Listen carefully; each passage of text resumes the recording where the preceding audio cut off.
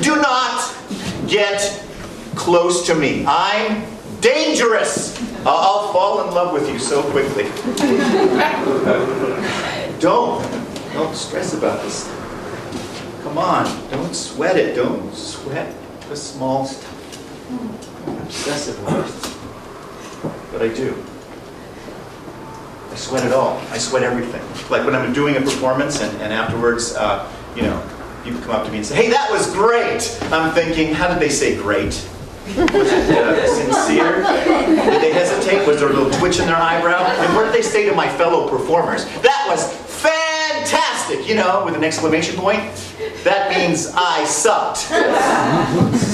So when I'm falling for someone, how do they respond? How long does it take them to, you know, call me back? How long after I post Facebook status do they comment? Do they text less than 3 at the end of the day? Yeah, you know, the mathematical sign less than, you know, followed by the number 3. You know, the texting. The symbol for love. A heart if you turn your head to the right. You know about that, right? I really don't want to be with anybody I'm that crazy about. I really don't want to be with anybody I'm not that crazy about. I don't want to. It's like a two-edged sword, a two-edged saw.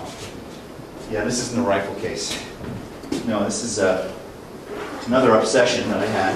Recently I was in a play, and it was about the guy that's depicted in that statue in front of Bookshop Santa Cruz, you know, the saw player, Tom Scribner. So, you know, I started reading about Tom, started researching saw playing. You know, they had a prop saw and a prop bow for me, but I wanted my own saw. So I went out and bought a saw, went out and, you know, bought my own bow. Look, I even made this nice little bow case. Bought the rifle case. Saw cases are a little harder to come by. You know, you have to use a real saw, or else, you know, one that's really sharp and can cut wood. If you do, some people they file it down, and it's, you know, this is not filed down. You know, that's cheating. This is a real saw. This is what the carpenter told me. You know, these carpenter guys, they're definitely into these saws. So anyway, Tom used to play this thing. You have to really bend it into an S to get it to make any noise at all.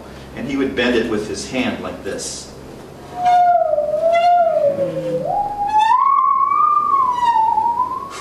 Made my thumb numb. So I had to make a handle. Yeah, I figured this one out, you know, looked it up on the internet actually. But Tom had a finger missing. You notice on the statue, look closely on the hand that's holding the saw at this end. The middle finger of that hand is gone. It's not a broken statue. He didn't have that finger because he lost it. Not on a sharp saw when he was playing. He was a lumberjack. He, you know, lost it in a sawmill. So the way that you play a saw is to bow it, as I just did on the edge opposite the teeth. So you can't really bow the teeth, right? That would kind of ruin your bow. But so you can't play a two-edged saw. You can't use a real saw like this when you're playing and not get cut once in a while. You can't really fall in love without getting hurt.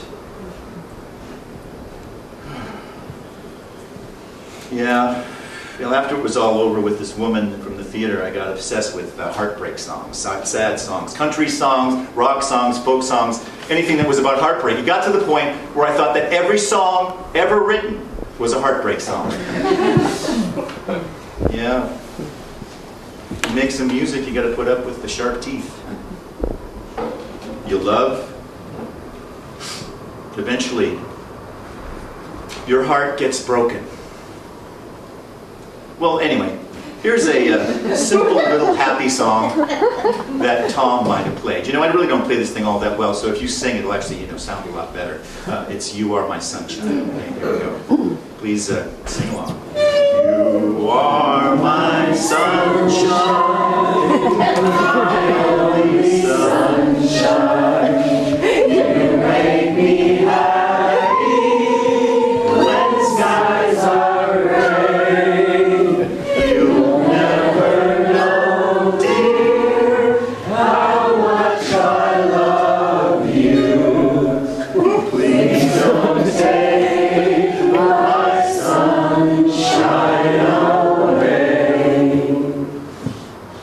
other night, dear, as I lay sleeping, I dreamt I held you in my arms. When I awoke, dear, I was mistaken. So I hung my head and cried. You are my sunshine, my sunshine.